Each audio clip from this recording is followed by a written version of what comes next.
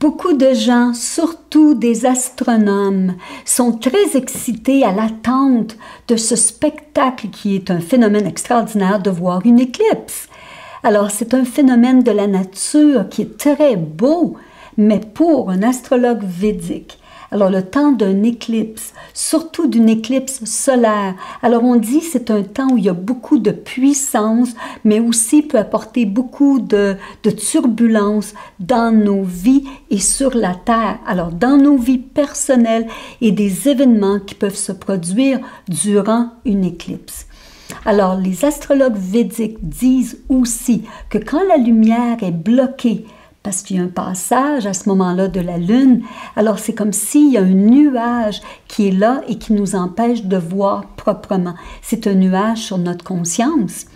Alors, qu'est-ce qu'on suggère? Les conseils qu'on donne à ce moment-là d'une éclipse, on dit que c'est bon de ne pas signer de contrat, de ne pas commencer ou terminer une relation. Ce n'est pas le bon temps de faire un divorce et surtout de faire des décisions importantes qui vont avoir un effet dans nos vies.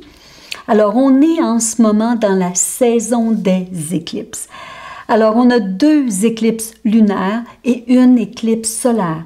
Alors, éclipse lunaire, il y en a une le 5 juin, la prochaine est le 5 juillet et l'éclipse solaire est le 21 juin. Et celle-ci, le Soleil, la Lune et Rahu seront en Gémeaux, opposés à Kétu en Sagittaire. Et en plus, on va avoir Mars en Poisson, parfaitement carré à Rahu et Kétu. Alors, qui veut dire qu'il va y avoir beaucoup de stress et en même temps aussi, c'est un temps où il va y avoir des obstacles et des défis. Alors, c'est très important dans un temps d'éclipse de rester le plus calme, de rentrer à l'intérieur, de faire de l'introspection, de réfléchir et surtout de se centrer. Et pour moi, une technique que j'adore, qui nous aide, c'est la méditation. Alors, assurez-vous, dans ces jours-là, de méditer encore plus, davantage. Parce qu'une éclipse, c'est sûr, elle peut produire plein de décisions basées sur des émotions. C'est difficile de rester objectif, c'est difficile de rester grounded, comme on appelle, et de prendre de bonnes décisions. Puis pourquoi? Parce que les émotions sont trop hautes. Alors, on peut enlever notre joie, puis enlever la joie des autres pendant le temps d'une éclipse. Surtout, cette éclipse est encore plus critique. Et pourquoi? Parce que le monde en ce moment vit énormément de pression.